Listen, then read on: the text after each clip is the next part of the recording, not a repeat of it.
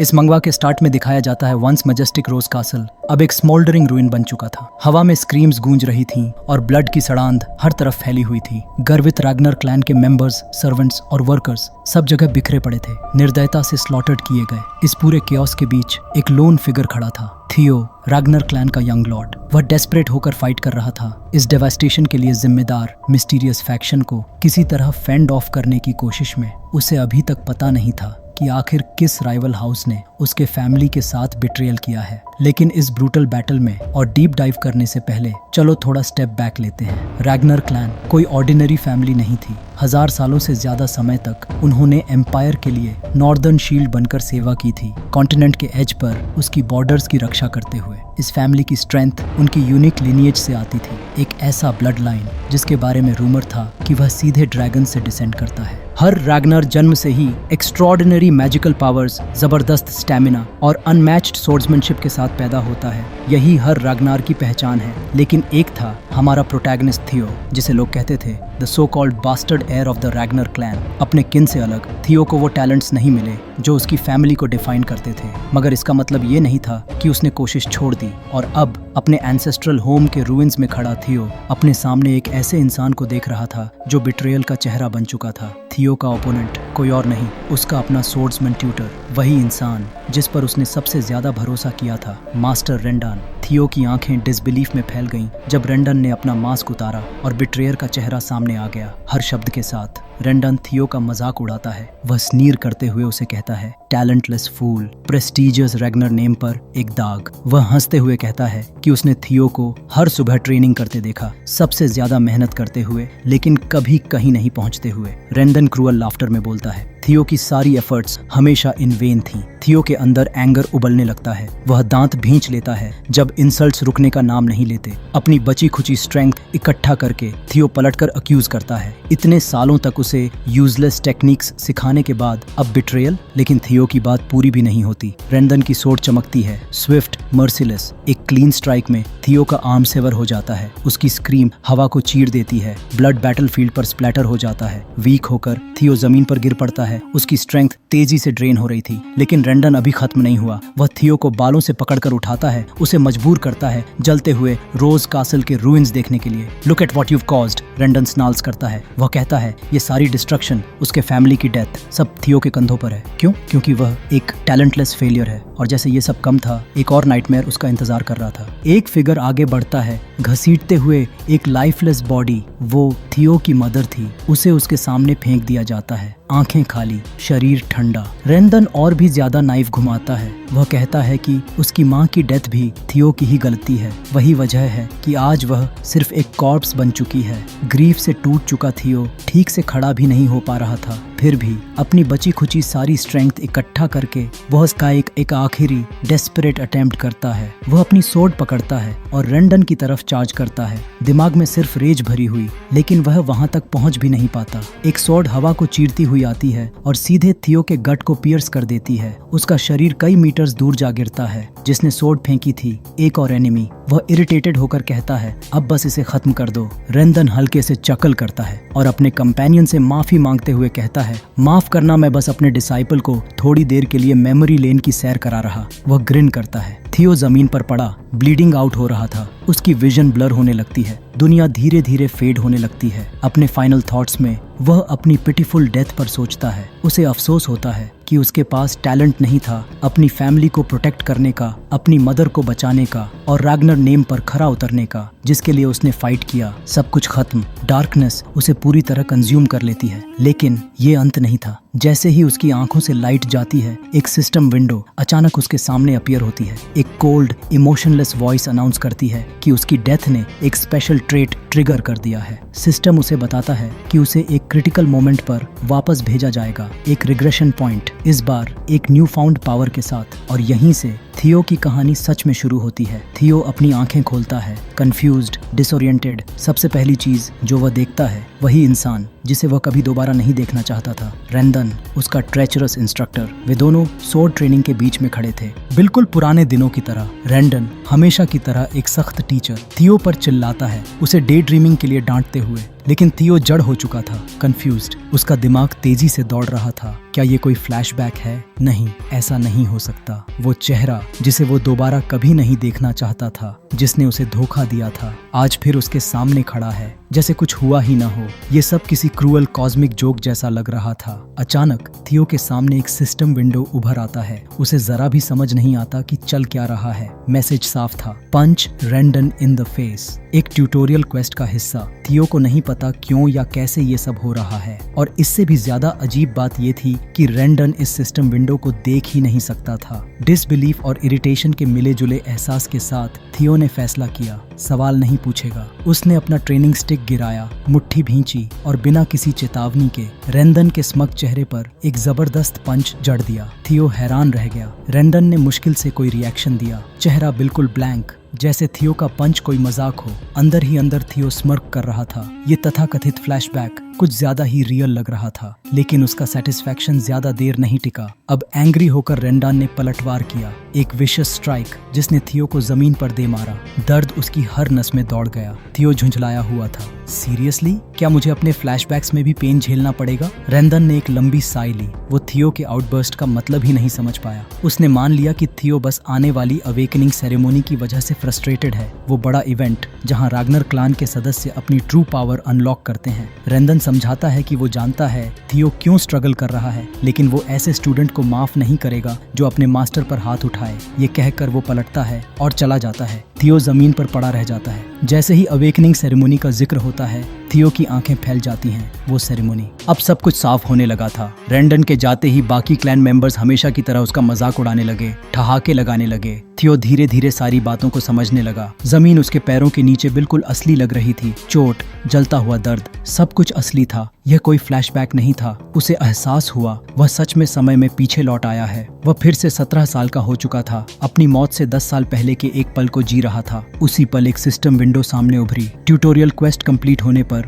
उसे बधाई दी गई। Reward, Ragnar's talent activated. System ने पूछा कि क्या वह इसे अभी प्राप्त करना चाहता है। बिना एक पल सोचे थियो ने यस दबा दिया। अचानक उसके सीने में आर्केन एनर्जी का तेज सैलाब फूट पड़ा। सिस्टम ने पुष्टि की कि उसके स्टैट्स अब एक हैरान कर देने वाली रफ्तार से बढ़ेंगे। जिंदगी में पहली बार थियो ने उम्मीद की एक हल्की सी किरण महसूस की। उधर रोज पैलेस में सीन बदलता है। वही गद्दार रैंडन थियो की मां लेडी सेसिलिया रैग्नार के साथ चाय पी रहा था। वह थियो की प्रगति की रिपोर्ट दे रहा था, लेकिन शब्दों में जहर भरा हुआ था। रैंडन ताने मारते हुए कहता है कि थियो अब तक का सबसे टैलेंटलेस स्टूडेंट है जिसे उसने देखा है। फिर एक नकली मुस्कान के साथ वह जोड़ता है कि यही वजह है कि वह यहाँ है, अवेकनिंग सेरेमनी से पहले थियो को ठीक रास्ते पर लाने के लिए। अब उस समारोह में सिर्फ 5 महीने बचे थे। लेडी सेसिलिया अपनी हमेशा वाली शालीनता के साथ हल्के से मुस्कुराती हैं। वह रैंडन को सोने के सिक्कों से भरा एक भारी थैला देती हैं और कहती हैं कि थियो पर थोड़ा एक्स्ट्रा अटेंशन दे।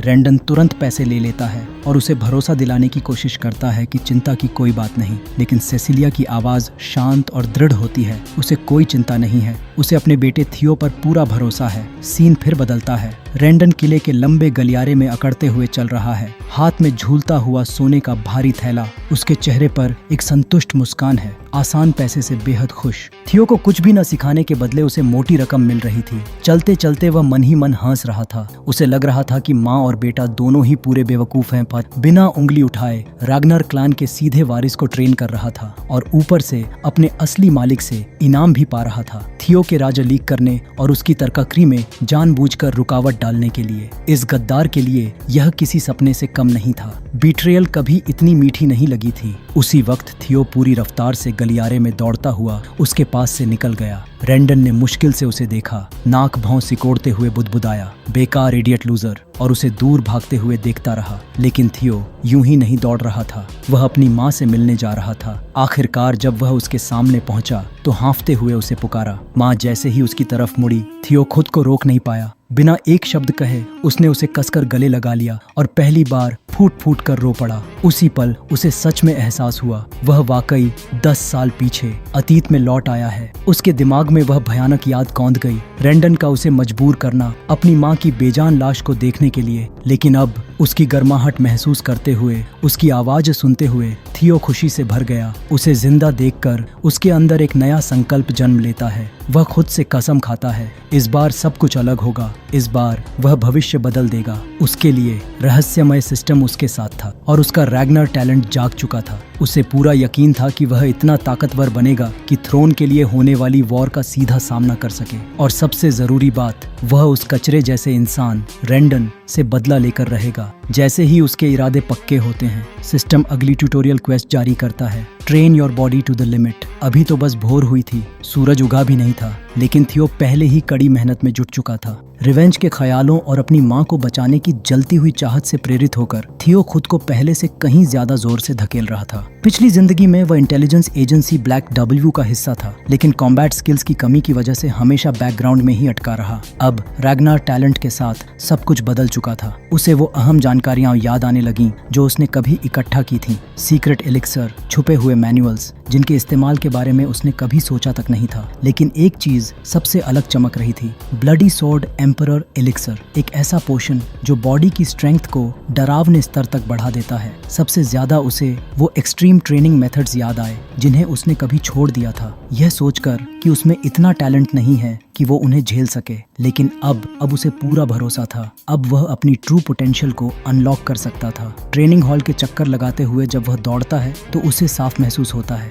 उसकी स्पीड बढ़ रही है, उसका बॉडी इस ब्रूटल ट्रेनिंग का जवाब दे रहा है और सामने सिस्टम विंडो था उसकी प्रोग्रेस दिखाने के लिए। दूसरे क्लैन मेंबर्स उसे हैरानी से देखते हैं, आपस में फुसफुसाते हुए, क्या थियो हमेशा से इतना फिट था? हर दिन उसकी सोड पहले से तेज चलती है, पहले से ज्यादा जोर से। हर गुजरते घंटे के साथ उसका कॉन्फिडेंस बढ़ता जाता है। कुछ दिन बाद थियो रात के सन्नाटे में भी ट्रेनिंग करता पाया जाता है। जब सब सो चुके होते हैं, वह अपने बॉडी को बेरहमी से पुश कर रहा था, लगभग बिना नींद के। तभी एंट्री होती है एवलिन की, ट्रेनिंग ग्राउंड्स की मैनेजर। वह जम्हाई लेते हुए उसे देखती है और सोचने लगती है, क्या ये सपोजिटली टैलेंटलेस फूल सच में उतना बेकार नहीं है जितना सब मानते हैं? वह खुद को इंट्रीग्ड महसूस करने से रोक नहीं पाती। उधर थियो कोलैप्स होने के कगार पर था, उसका बॉडी एग्जॉस्शन से चीख रहा था, लेकिन उसकी डिटर्मिनेशन अडिग थी। उसकी नजरें एक ही चीज पर टिकी थीं, प्रोग्रेस बार। वह धीरे धीरे 100% की तरफ बढ़ रही थी। कल रात ही वो 90% तक पहुंच गया था,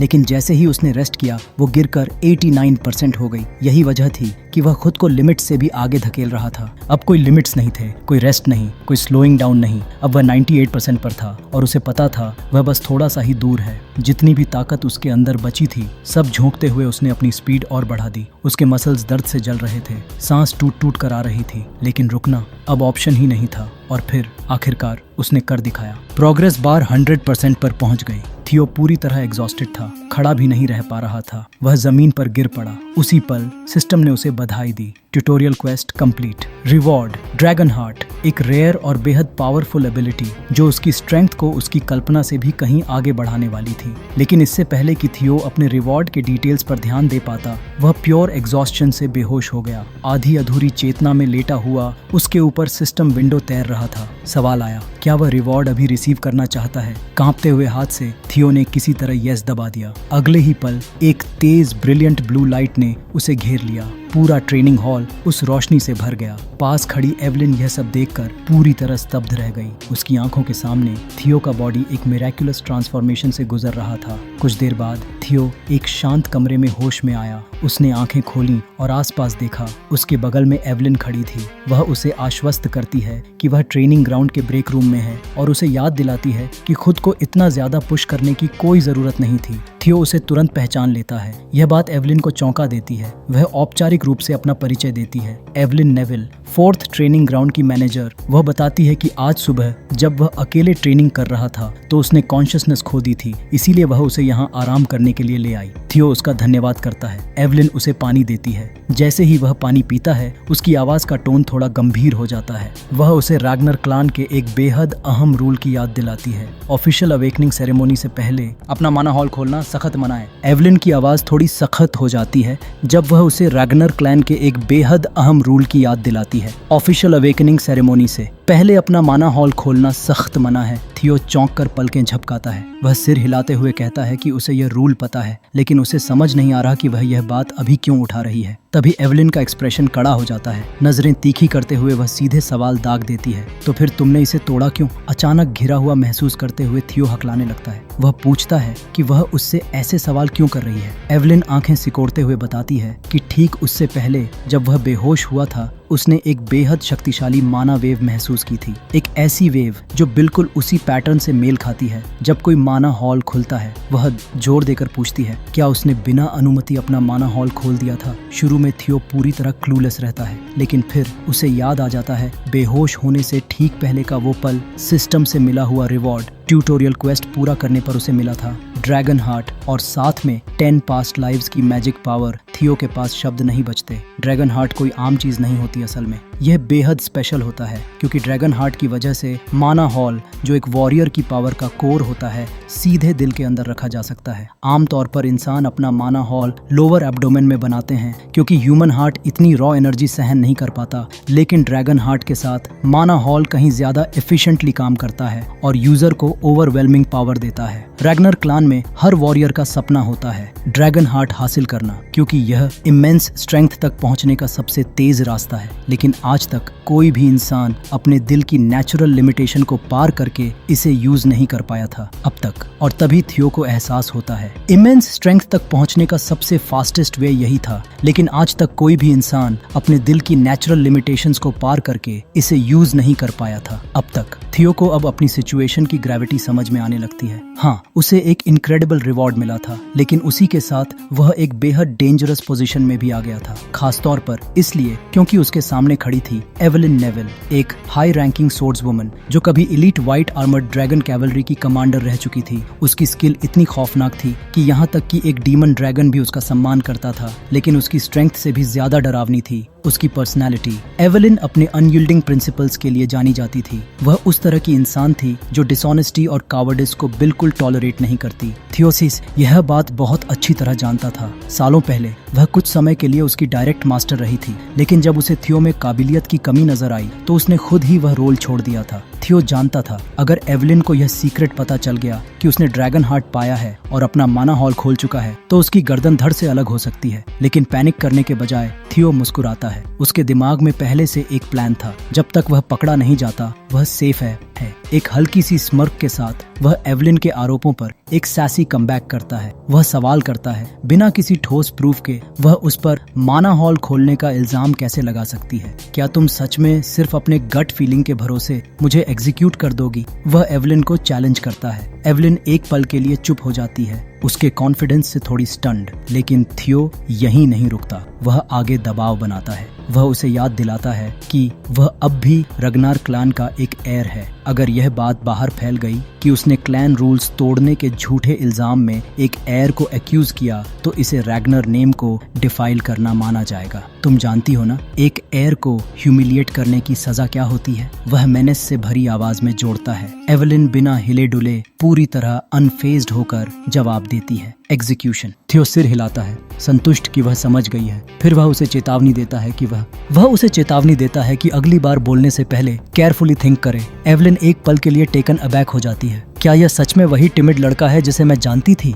वह अपने मन में सोचती है। उसमें कुछ तो जरूर बदल गया है, और यह सिर्फ उसका एटीट्यूड नहीं है। उसे पूरा यकीन है उसने वह माना वेव महसूस की थी। उसे पक्का विश्वास है कि थियो ने अपना माना हॉल खोल दिया है। थियो की धमकी भरी बातों के बावजूद एवलिन और गहराई से जांच करने का फैसला करती है। भले ही वह एक रग्नार हो, रूल्स तो रूल्स हैं। अगर उसने उन्हें तोड़ा है तो वह उसे बचने नहीं देगी। लेकिन जैसे जैसे वह प्रोब करती है, कुछ अजीब होता है। एक थरो एग्जामिनेशन के बाद उसके चेहरे का रंग उड़ जाता है। थियो के शरीर में कोई माना हॉल है ही नहीं। सच उसकी आंखों के सामने आ गिरता है। वह गलत थी। उधर थियो अंदर ही अंदर स्मग महसूस करते हुए बाहें मोड़ लेता है और एक आईब्राउ उठा देता है। अब वह कॉन्फिडेंस से टपकती आवाज में पूछता है, रूल्स और अपने ऑनर से बंधी हुई एवलिन बिना किसी हिचक के थियो के पैरों में घुटने टेक देती है। वह सिर झुकाती जाती है और उससे अपनी एग्जीक्यूशन की मांग करती है। अपने गुनाहों की कीमत अपनी जान से चुकाने को तैयार। उसके शब्दों का बोझ हवा में लटक जाता है जब वह थियो के जजमेंट का इंतजार करती है। लेकिन थियो उसकी जान नहीं लेता। यहाँ एक सच है जो सिर्फ ऑडियंस सुन सकती है। ड्रैगन हार्ट की असली नेचर सामान्य माना हॉल से अलग। ड्रैगन हार्ट कहीं ज्यादा पावरफुल और यूनिक होता है। यह अपने यूजर को अपनी माना को कंट्रोल करने और पूरी तरह हाइड करने की एबिलिटी देता है।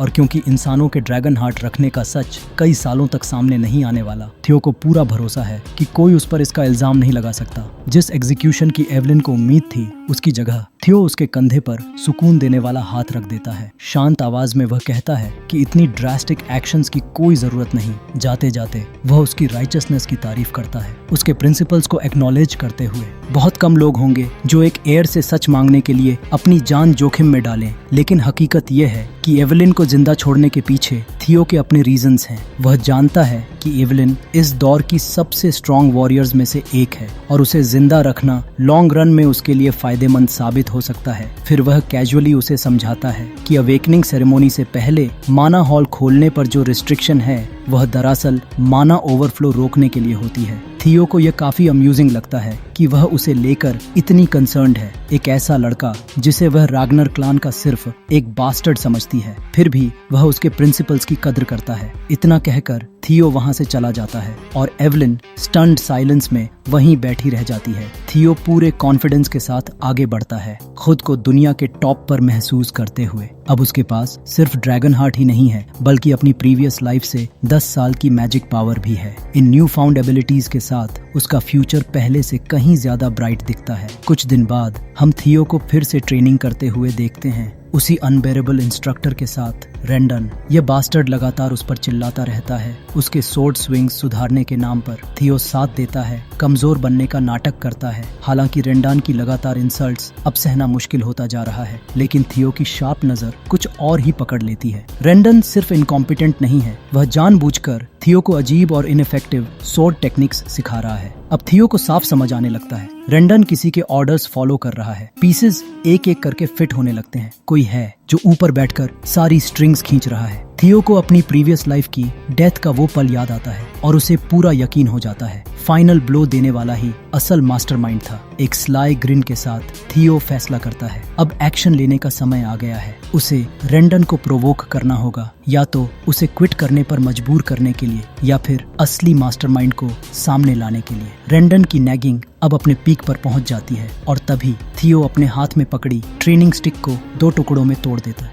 वह रेंडन की तरफ मुड़ता है और आखिरकार थियो अपना दिल खोलकर बोल देता है। सीधे सीधे कह देता है कि रेंडन की सारी लेसन्स पूरी तरह अटर गार्बेज हैं। रेंडन के चेहरे का भाव देखने लायक होता है, लेकिन थियो यही नहीं रुकता। वह रेंडन का मजाक उड़ाते हुए पूछता है, इतनी ट्रैश स्किल्स के साथ तुम मिड रैंक सोर्ड्समैन कैसे बन गए? वह और आगे बढ़ता है, तंज कसते हुए कहता है कि रेंडन शायद लो लेवल डिमोनिक बीस्ट्स के सामने भी टिक नहीं पाएगा। रेंडन पूरी तरह बेट ले लेता है, गुस्से से उबल उठता है, लेकिन थियो पीछे नहीं हटता। वह एक कदम आगे बढ़ता है, सीधे रेंडन की आंखों में देखते हुए कहता है, तुम्हारी सोर्ड्समैनशिप दया के लायक भी नहीं है। जल्द ही साफ हो जाता है कि थियो का असली मकसद क्या है। वह रेंडन को एज तक धकेलना चाहता है ताकि वह अपनी पोजीशन छोड़ दे, और अगर रेंडन अपने उस मिस्टीरियस बेनिफैक्टर के पास भागता है तो थियो को आखिरकार पता चल जाएगा पर्दे के पीछे स्ट्रिंग्स कौन खींच रहा है। सीन शिफ्ट होता है चामिया पैलेस की तरफ। एक आदमी एक्साइटेड ग्रिन के साथ एक पब में घुसता है। वह जोर से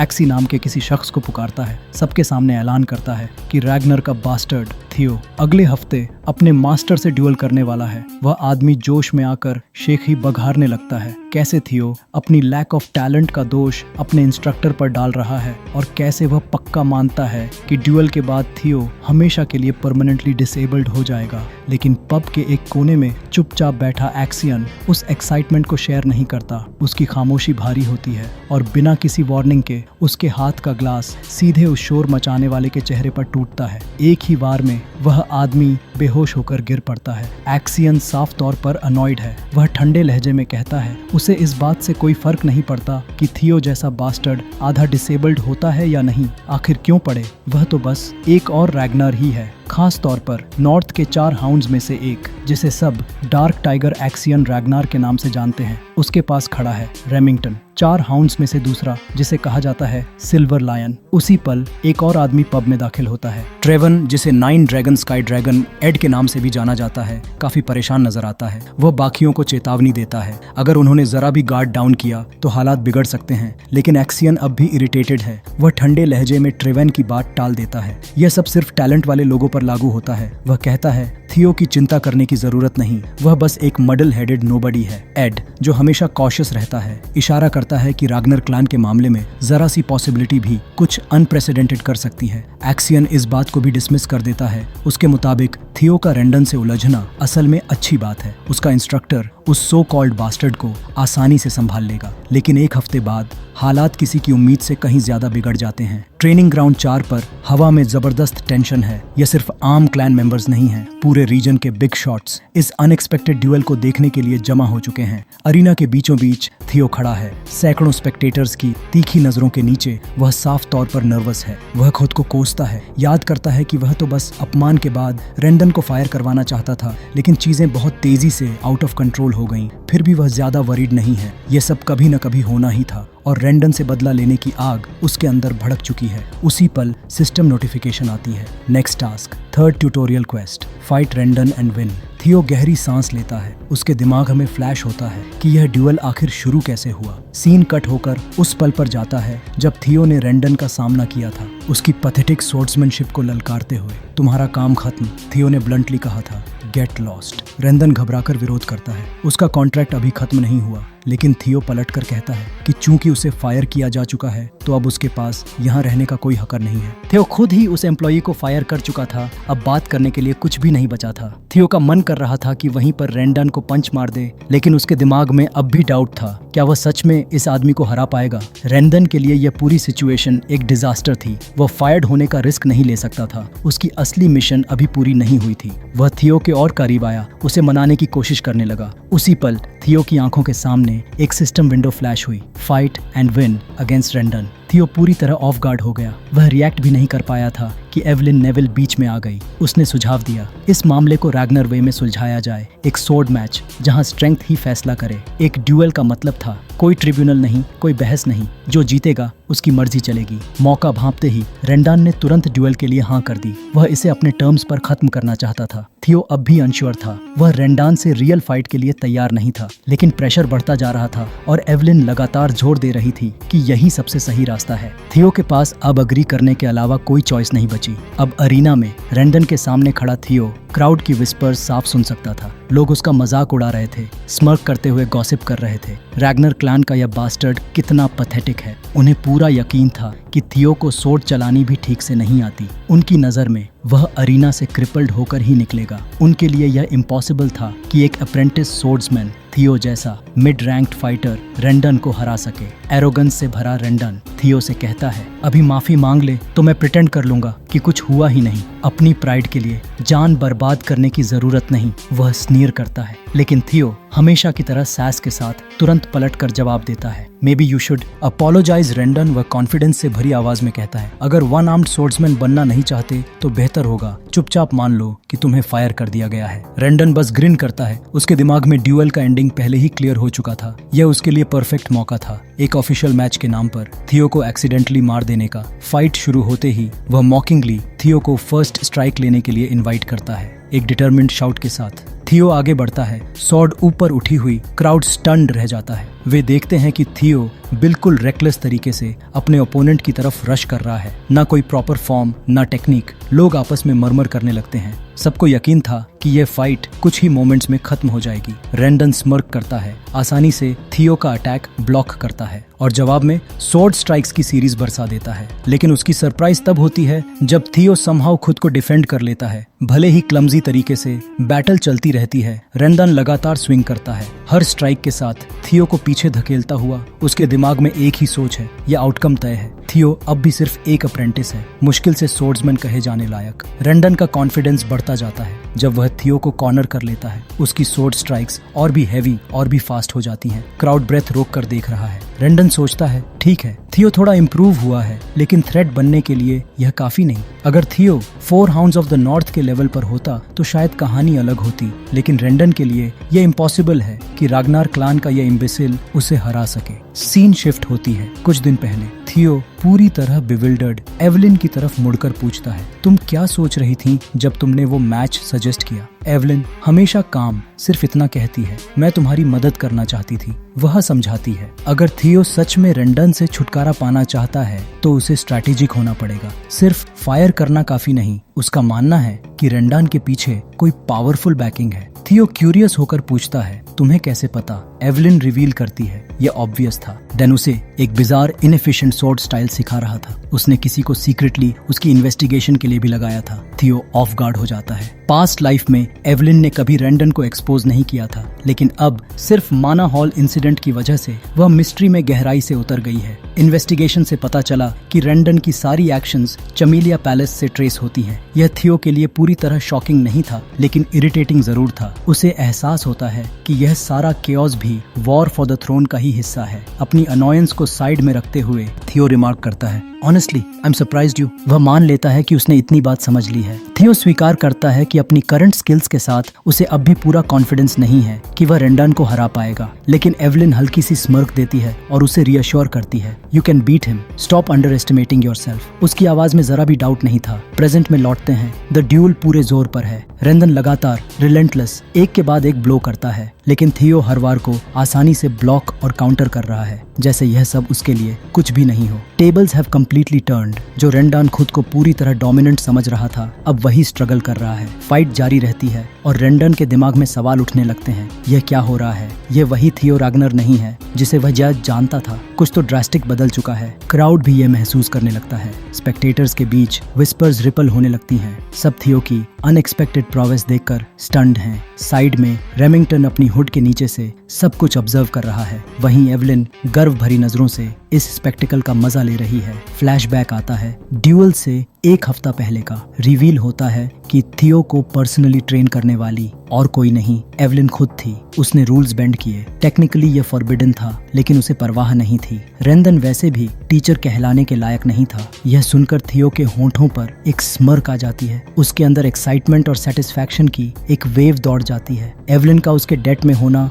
वाकई वर्थ इट साबित हो रहा था, लेकिन एक बात अब भी उसके दिमाग में खटकती है, वह उसके लिए इतना दूर तक क्यों जा रही है? थियो सीधे उससे पूछता है क्या यह सब माना हॉल इंसिडेंट की वजह से है? एवलिन मानती है कि उसका भी एक रोल था, लेकिन बस वही वजह नहीं। वह कहती है एक और रीजन है। फिर वह बताती है कि कोई है जो थियो में इंटरेस्ट ले सकता है, कोई ऐसा जो ऑब्सेस्ड है। टैलेंटेड इंडिविजुअल्स को कलेक्ट करने वाली बात थियो नोट कर लेता है और उसे अपने दिमाग में फ्यूचर के लिए फाइल कर देता है। प्रेजेंट में वापस आते हैं। बैटल और भी इंटेंस हो जाती है। रेंडन अब डेस्परेट हो चुका है। उसके मन में सवाल उठने लगता है क्या थियो शुरू से ही अपनी कमजोरी फेक कर रहा था? क्या वह जानबूझकर फूल बनकर सबकी एक्सपेक्टेशंस लो कर रहा था? फाइट के बीच अचानक थियो सवाल दाग देता है who is backing you? Rendon freeze हो जाता है। उसका चेहरा कंफ्यूजन और एंगर से मरोड़ खा जाता है। तू क्या बकवास कर रहा है? वह झुंझलाकर चिल्लाता है, लेकिन थियो रुकता नहीं। कैजुअली याद दिलाता है कि उसे सब पता है, कैसे रेंडन ने जानबूझकर उसे यूजलेस स्वॉर्ड टेक्निक्स सिखाई। फिर थियो ब्लंट हो जाता है। सीधा सवाल, क्या तुम कमेलिया पैलेस के साथ काम कर रहे हो? जो साइलेंस उसके बाद फैलती है वही थियो की सस्पिशंस को कंफर्म कर देती है। ओल्ड मैन के चेहरे पर सच साफ लिखा होता है। मौका देखते ही थियो स्वॉर्ड घुमाता है। एक ही फ्लैश में वह रेंडन का हाथ काट देता है। सेवर्ड हैंड हवा में उड़ता है। क्राउड हक्का बक्का रह जाता है। रेंडन दर्द से चीख उठता है। अपनी कटी हुई कलाई को पकड़कर वह लड़खड़ाता है, गालियां बड़बड़ाता है और अरीना में खून बिखर जाता है। कॉन्फिडेंस की लहर के साथ थियो आगे बढ़ता है। अपने हारे हुए दुश्मन के सामने खड़ा होकर उसे याद आते हैं पिछली जिंदगी के वो जहरीले शब्द कि थियो एक वीक टैलेंटलेस फूल है, कि सब कुछ उसी की गलती है। अब थियो वही शब्द मेनेसिंग आवाज में रेंडन के मुंह पर फेंक देता है। तुम यहाँ सबसे कमजोर हो। वह गुर्राता है, याद दिलाते हुए कि राग्नर क्लान में रूल ऑफ द स्ट्रॉन्ग चलता है। तुझ जैसा वीक इंसान यहाँ आने के लायक ही नहीं था। और फिर एक आखिरी पावरफुल स्ट्राइक के साथ थियो की स्वॉर्ड नीचे गिरती है और एक ही वार में रेंडन का हेड उसके शरीर से साफ अलग हो जाता है। क्राउड सदमे में देखता रह जाता है जब रेंडन का कटा हुआ सिर जमीन पर लुढ़कता है और उसके नीचे ब्लड फैलने लगता है। अरीना में अचानक एक अजीब सी साइलेंस छा जाती है। हर कोई समझने की कोशिश कर रहा है अभी अभी हुआ क्या। और फिर जैसा कि एक्सपेक्टेड था, एक सिस्टम विंडो पॉपअप होती है। थियो को ट्यूटोरियल क्वेस्ट 3 सक्सेसफुली कंप्लीट करने पर कंग्रेचुलेट किया जाता है। सिर्फ फाइट जीतना ही नहीं, बल्कि ऑब्जेक्टिव से भी आगे निकल जाने पर उसे बोनस रिवॉर्ड भी मिलता है। सिस्टम पूछता है, क्या तुम रिवॉर्ड अभी लेना चाहते हो? थियो बिना एक पल सोचे सीधा यस दबा देता है। उधर क्राउड, हाँ, वो पूरी तरह से लूज कर चुका है। एक टोटल अप्रेंटिस सोर्ड्समैन का ऐसे किसी मिड टियर सोर्ड्समैन को आसानी से काट देना, ये दिमाग हिला देने वाला सीन था। और हमारा लड़का जिसे तुम चीयर कर रहे हो, वो बिल्कुल अंडरवेल्म्ड खड़ा है। उसके मन में बस एक ही ख्याल, ये बूढ़ा बास्टर्ड यही वो आदमी था जिससे मैं पिछली जिंदगी में कांपता था। उसे खुद पर शर्म आती है। लगता है कि उसे इस आदमी से डरना ही नहीं चाहिए था। लेकिन हाँ, इस बार लाइफ अलग है। तभी सिस्टम एक और बॉम्ब शेल गिराता है। अनाउंस होता है कि ऑब्जर्वेशन नाम की एबिलिटी एक्टिवेट हो चुकी है और आइसिंग ऑन द केक, उसे 1 ईयर की मैजिक पावर भी मिल जाती है। और यहीं से चीजें क्रेजी से एब्सोल्यूट केओस में बदल जाती हैं। बूम! अचानक आसमान से एक आदमी मीटियर की तरह जमीन पर आकर टकराता है। इम्पैक्ट इतना जबरदस्त कि पूरा इलाका हिल जाता है। थियो कुछ समझ भी पाता उससे पहले ही वो आदमी उसका नाम चिल्ला रहा होता है। थियो! चेहरे पर एक पागल सी ग्रिन, और फिर रिवील होता है वो कोई और नहीं, जूलियस रैग्नर, डीमन ड्रैगन और व्हाइट आर्मर ड्रैगन कैवलरी का कमांडर। हाँ, वही जूलियस रैग्नर। थियो पूरी तरह स्टन्ड है, एकदम फ्रोजन। उसे यकीन ही नहीं हो रहा ये आदमी कब से उसे ऑब्जर्व कर रहा था। उधर क्राउड पूरी तरह पागल हो चुका है। हर कोई यही सोच रहा है कि जूलियस जैसे रैंक वाला इंसान यहाँ आखिर कर क्या रहा है। लोग आपस में फुसफुसा रहे हैं, क्या यही वो गाय है जिसका जिक्र एवलिन ने किया था? वही जो टैलेंट कलेक्ट करने का दीवाना है। और एवलिन, ओह मैन, वो पूरी तरह टूट चुकी है। कमांडर की लैंडिंग ने जमीन तक तोड़ दी है और वो वहीं खड़ी है जैसे सोच रही हो,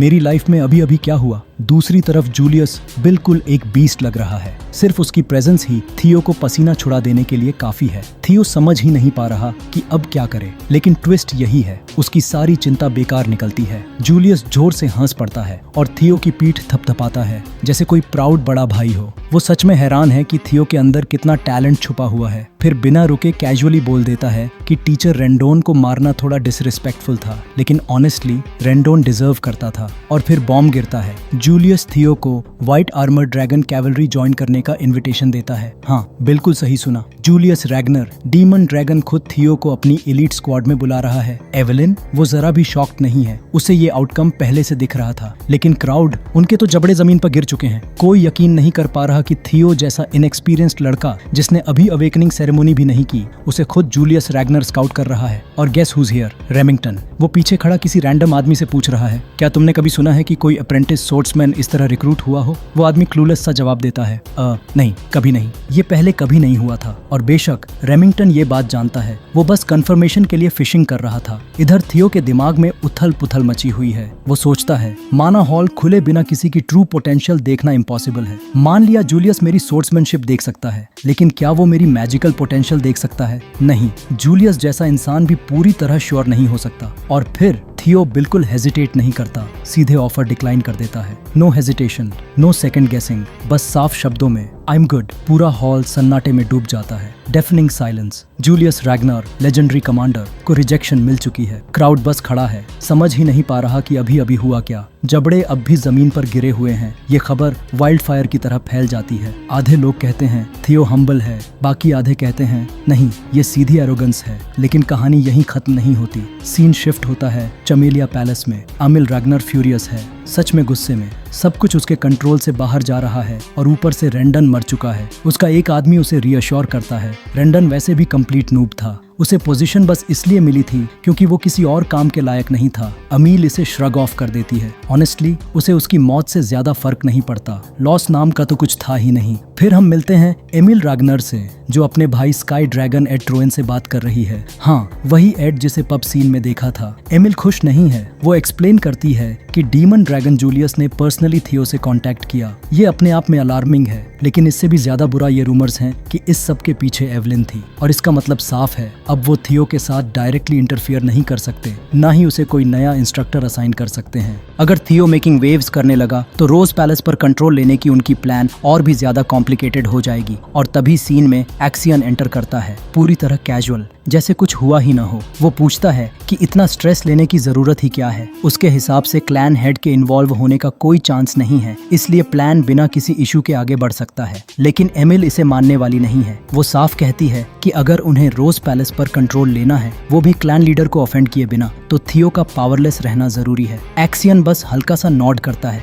ऐसे बिहेव करता है जैसे सब उसके कंट्रोल में हो। वो कहता है कि उसे पूरा भरोसा है कि थियो अब भी पावरलेस ही है। आखिर थियो जैसा कोई कितना बदल सकता है। उसके हिसाब से एवलिन और जूलियस बस अंडरडॉग्स के लिए सॉफ्ट स्पॉट रखते हैं, इसलिए पैनिक करने की कोई वजह नहीं। लेकिन एड ट्रोवैन अपने नेफ्यू के इस लेड बैक एटीट्यूड से खुश नहीं है। वो एक्सियन को वार्न करता है कि सिचुएशन को सीरियसली ले। तभी एक्सियन एक लेटर निकालता है। उसके चेहरे पर स्लाई ग्रिन फैल जाती है। वो कहता है कि अगर सब इतना वरीड हैं, तो वो थियो के साथ थोड़ा मेस कर देगा, बस उसे उसकी प्लेस याद दिलाने के लिए। What could go wrong, right? Next scene, training grounds. Evelyn Theo को ट्रेनिंग सेशन खत्म करते हुए देख रही है। वो इम्प्रेस्ड है कि थियो कितनी दूर तक आ चुका है। थियो उसे थैंक्स करता है और मानता है कि एक प्रॉपर मास्टर से सीखना सच में अलग एक्सपीरियंस है। फिर एवलिन वो सवाल पूछती है जो हम सब सोच रहे थे, उसने white armour dragon cavalry join क्यों नहीं की? थियो थोड़ा रुकता है, अपने अंदर झांकता है और यही चीजें इंटरेस्टिंग हो जाती हैं। वो एडमिट करता है कि उसे थोड़ा सा रिग्रेट है। आखिर उसकी पास्ट लाइफ में कैवलरी ज्वाइन करना उसका सपना था, लेकिन अब हालात बदल चुके हैं। वो जानता है कि कैवलरी को इतनी जल्दी ज्वाइन करना उसकी पोटेंशियल को लिमिट कर देगा। और थियो वो अब सिर्फ आगे नहीं बढ़ना चाहता, वो हायर एम कर रहा है। उसकी नजरें अब बिल्कुल टॉप पर टिकी हुई हैं और अवेकनिंग सेरेमोनी ही उसकी असली चाबी है।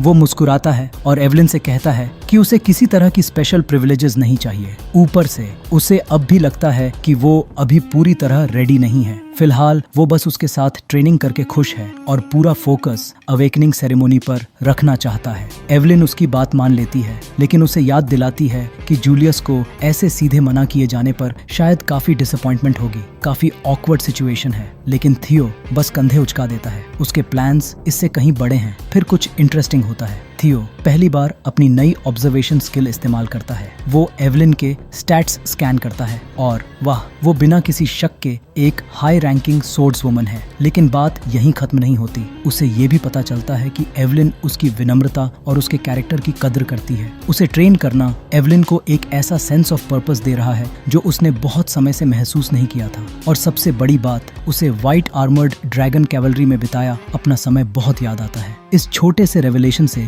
थियो हैरान रह जाता है और इसे अपने दिमाग में फ्यूचर के लिए नोट कर लेता है। लेकिन इससे पहले कि वो ज्यादा सोच पाता, एक नया आदमी अंदर आता है। वो अपना परिचय सिल्ड्रे के रूप में देता है। वो सदर्न इंस्पेक्शन पोस्ट से है और कहता है कि उसे थियो से कुछ जरूरी बात करनी है। और सच कहें तो थियो को ये बिल्कुल अच्छा फील नहीं हो रहा। सिल्ड्रे की वाइब काफी सीरियस और इंटिमिडेटिंग है, जो थियो को देखते ही पसीना छुड़ा देती है। नेचुरली थियो फिर से अपनी ऑब्जर्वेशन स्किल इस्तेमाल करता है और उसे पता चलता है कि सिल्ड्रे के अंदर उसके साथ स्पार करने की जबरदस्त इच्छा है। हाँ, ये आदमी कैजुअल बातचीत के लिए यहाँ नहीं आया है। थियो की एंजाइटी अचानक बढ़ जाती है। वो इस ख्याल से ही डर जाता है कि उसे इसी वक्त इस आदमी से लड़ना पड़ सकता है। और तभी बिल्कुल सही समय पर सिस्टम नोटिफिकेशन पॉपअप अप होती है। थियो का अगला ट्यूटोरियल क्वेस्ट सामने आता है। उसका लक्ष्य है राग्नर क्लैन का इम्बेसाइल कहलाने का टैग मिटाना। वो कुछ प्रोग्रेस तो कर चुका है, लेकिन रास्ता अभी बाकी है। अभी उसे बहुत लंबा रास्ता तय करना बाकी है। दूसरी तरफ सिबिल अपने इरादों को लेकर बिल्कुल ब्लंट है। वो साफ साफ कह देता है कि वो थियो को फॉलो करना चाहता है। वो कबूल करता है कि वो भी उन्हीं लोगों में से था जो थियो को इग्नोर करते थे, उसे राग्नर क्लैन का इम्बेसिल कहकर डिसमिस कर देते थे। उसे लगता था कि वो टाइटल थियो पर परफेक्टली फिट बैठता है। और हाँ, थियो को उसकी ऑनेस्टी की कदर तो होती है, लेकिन दिल ही दिल में उसे थोड़ा गुस्सा भी आता है। आखिर सिबिल प्रैक्टिकली उसके सामने ही उसकी बुराई कर रहा है, वो भी बिना ये समझे कि वो क्या बोल रहा है। लेकिन सिबिल का दिल तब बदला जब उसने कुछ ऐसा देखा जिसने उसे हिला कर रख दिया। थियो की इनसेन डेडिकेशन। हर सुबह यंग मास्टर किसी और से ज्यादा मेहनत से ट्रेनिंग कर रहा होता था और फिर रिजल्ट्स। सिबिल लिटरली थ्रिल्ड हो गया था जब उसने थियो को उस फ्रॉड रेंडन को उस एपिक फाइट में गिराते हुए देखा। वो अब भी वो पल नहीं भूल पाया था जब रेंडन का सिर हवा में उड़ता हुआ दिखा था और फिर उसने अपनी आंखों से देखा डीमन ड्रैगन जूलियस रैग्नर खुद थियो को white armoured dragon cavalry join करने का इन्विटेशन दे रहा है। उसी पल से थियो सिबिल का आइडल बन गया। सिबिल बताता है कि वो खुद से लगभग हार चुका था। उसे हमेशा सदर्न इंस्पेक्शन ऑफिस का इडियट कहा जाता था, लेकिन थियो के राइज ने उसे बदल दिया। अब वो बस एक ही चीज चाहता था, अपने हीरो से सोर्ड क्लैश करने का एक मौका, उस इंसान से जिसने उसे दोबारा उम्मीद दी। थियो इस यंग मैन की स्ट्रेट फॉरवर्डनेस से हैरान रह जाता है। नॉर्मली वो किसी के इंटेंशंस पर शक करता, लेकिन अपनी ऑब्जर्वेशन स्किल की वजह से वो साफ देख पा रहा है सिबिल जेन्युइन है, उसका रिस्पेक्ट असली है और सच में इस वक्त वो सिर्फ एक स्पारिंग मैच चाहता है। यहीं थियो को एक बड़ी बात समझ में आने लगती है। रेंदान को हराने के बाद और अब लॉर्ड जूलियस के इंटरेस्ट की अफवाहों के चलते उसे लगा था कि ढेर सारे लोग अपने इंफीरियोरिटी कॉम्प्लेक्स के साथ उस पर टूट पड़ेंगे, उसकी ताकत टेस्ट करने आएंगे, लेकिन रियलिटी कुछ और ही निकल रही थी। लोग उसे चैलेंज करने नहीं, उससे इंस्पायर होने आ रहे थे। अब थियो को समझ आने लगा था कि कुछ लोगों की रगों में अब भी राग्नर प्राइड बाकी है और थियो इसका फायदा उठा सकता है। आखिर अगर उसे कभी राग्नर क्लैन का हेड बनना है तो उसे वफादार सबऑर्डिनेट्स की जरूरत पड़ेगी। साथ ही ये उसके फाइनल ट्यूटोरियल क्वेस्ट में भी मदद करेगा, उस अपमानजनक खिताब से हमेशा के लिए छुटकारा पाने में। राग्नर क्लैन का इम्बेसिल, वो बदनामी जिससे वो अपनी पिछली जिंदगी में कभी पीछा नहीं छुड़ा पाया था। इस मौके को पूरी तरह भुनाने के इरादे से थियो एवलिन की तरफ मुड़ता है और सील के साथ स्पार करने की इजाजत मांगता है। उसकी मास्टर बिल्कुल तैयार थी। एवलिन उसे इनकरेज करती है कि जो कुछ उसने सीखा है उसे खुलकर दिखाए। थियो औपचारिक अंदाज में अपना परिचय देता है। मैं थियो रैग्नर, रोज पैलेस का अप्रेंटिस सोर्ड्समैन, अवेकनिंग सेरेमोनी की प्रतीक्षा में मास्टर एवलिन के मार्गदर्शन में प्रशिक्षण ले रहा हूँ। एक हाथी सोर्ड मास्टर एवलिन संतोष भरी मुस्कान के साथ सिर हिलाती है। सिल थोड़ा क्लमजी लेकिन पूरी तरह अर्नेस्ट अंदाज में सल्यूट करता है और खुद का परिचय देता है। वो सदर्न इंस्पेक्शन पोस्ट का अप्रेंटिस सोर्ड्समैन है, काराई क्लान सोर्ड्समैनशिप में ट्रेंड, जहां स्पीड और प्रिसीजन सबसे अहम है। और इसके साथ ही स्पारिंग मैच शुरू हो जाता है। सील जमीन से ऐसे उछलता है जैसे पागल हो, शुरू से ही जानलेवा हमला करने के इरादे से, लेकिन थियो तैयार था। वो पहला हमला रोक लेता है। दोनों की तलवारें टकराती हैं, चिंगारियां उड़ती हैं। भले ही उसे सदर्न इंस्पेक्शन पोस्ट का इडियट कहा जाता हो, लेकिन उसकी स्पीड मजाक नहीं थी। पहले ही एक्सचेंज से साफ दिख जाता है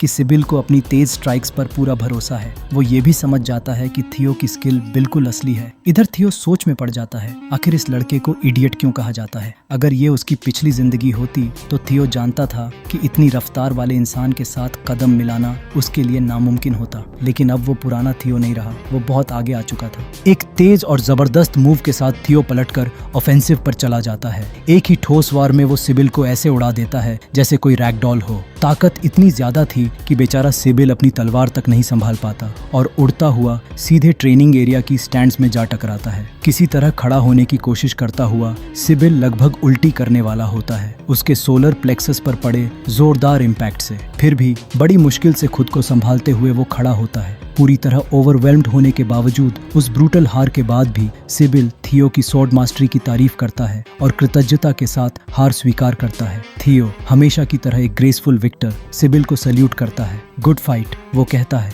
अपनी तलवार उठाकर सम्मान में सल्यूट करते हुए। उसी पल तलवार की धार में उसे अपनी परछाई दिखती है और उसके दिमाग में एक आइडिया आता है, क्या वो अपनी ऑब्जर्वेशन स्किल खुद पर इस्तेमाल कर सकता है? और जवाब निकलता है, हाँ कर सकता है। स्किल एक्टिवेट होते ही थियो के सामने उसके सारे टैलेंट्स और स्टैट्स खुलकर आ जाते हैं। ये पूरी तरह गेम चेंजर था। वो ऑफिशियली एक लेवल 1 सोर्ड्समैन बन चुका था, बैलेंस्ड स्टैट्स के साथ और पूरे 190 पॉइंट्स की मैजिक पावर, जो उसकी उम्मीद से कहीं ज्यादा थी। उसे एहसास होता है कि अब जब उसके टैलेंट्स पूरी तरह विजिबल हैं तो वो क्वेस्ट्स के जरिए और भी अनलॉक कर सकता है। उसके पास अभी 4 और लॉक्ड स्लॉट्स बचे हैं। खुद पर ऑब्जर्वेशन स्किल इस्तेमाल करने के बाद थियो काफी पंप्ड महसूस करता है। अब वो जब चाहे अपने स्टैट्स चेक कर सकता है और सच कहें तो उसके पास जबरदस्त मैजिक पावर है, अपनी पिछली जिंदगी की मैजिक और उसकी छाती में धड़कते ड्रैगन हार्ट की वजह से। लेकिन एक स्टैट ऐसा था जिसने उसे सच में चिढ़ा दिया, लक, सीधा नेगेटिव 49 पॉइंट्स। थियो सोचने लगता है, क्या मैं किसी कर्ज के साथ पैदा हुआ हूँ?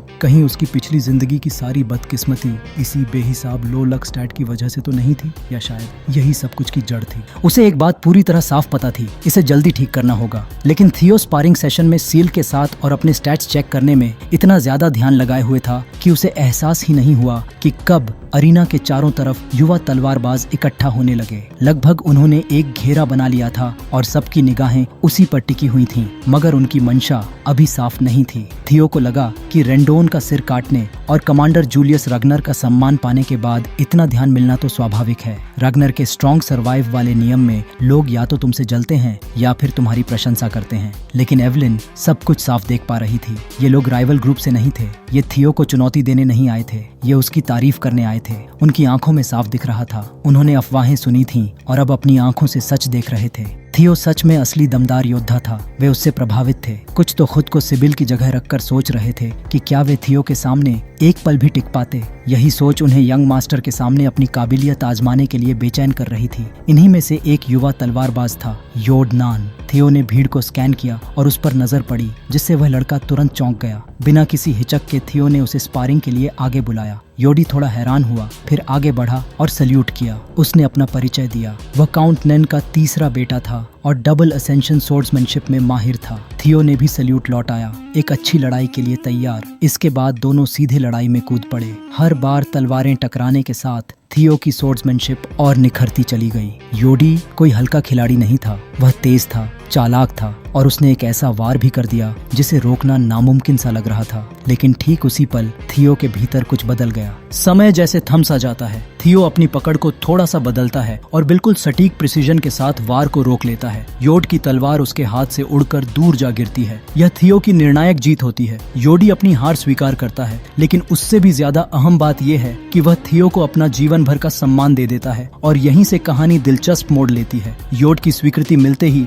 थियो का लक स्टैट बढ़ जाता है। थियो सन्न रह जाता है। क्या सच में उसकी किस्मत उसकी रेप्यूटेशन से जुड़ी हुई है? अगर ऐसा है तो उसे अपनी बदकिस्मती ठीक करने का तरीका मिल गया है। उसे बस जीतते रहना है। सीधे शब्दों में कहें तो लड़ते हुए अपनी किस्मत बनानी है। अगला आता है बैट रोमीरो, और सच कहें तो यह एक आसान जीत होती है। और जीत और थियो का लक। फिर एक पॉइंट बढ़ जाता है। फिर एरिक मोरैन थोड़ी टक्कर देता है, लेकिन थियो की रफ्तार रोकने के लिए काफी नहीं। उसके बाद मानफरनर्ड, फिर मैनुएल नोआर, इन दोनों के पास तो कोई मौका ही नहीं होता। यहाँ तक कि दबंग सा दिखने वाला वॉइड प्रैंक भी 1 मिनट से कम समय में बुरी तरह हार जाता है। अब थियो पूरी तरह आग में है। वह स्पारिंग की इस बाढ़ में पूरी तरह डूब चुका है। उसकी विनिंग स्ट्रीक कमाल की हो चुकी है। एक एक करके युवा तलवारबाज गिरते जा रहे हैं। डैनियल रीमन भी बस सूची में जुड़ने वाला एक और नाम बन जाता है। थकान धीरे धीरे महसूस होने लगती है। फिर भी थियो और चाहता है वह अगले चैलेंजर को बुलाता है, लेकिन कोई आगे नहीं आता। साफ है उसने पूरे अरीना पर दबदबा बना लिया है। लेकिन जब थियो अपने क्वेस्ट की प्रोग्रेस चेक करता है,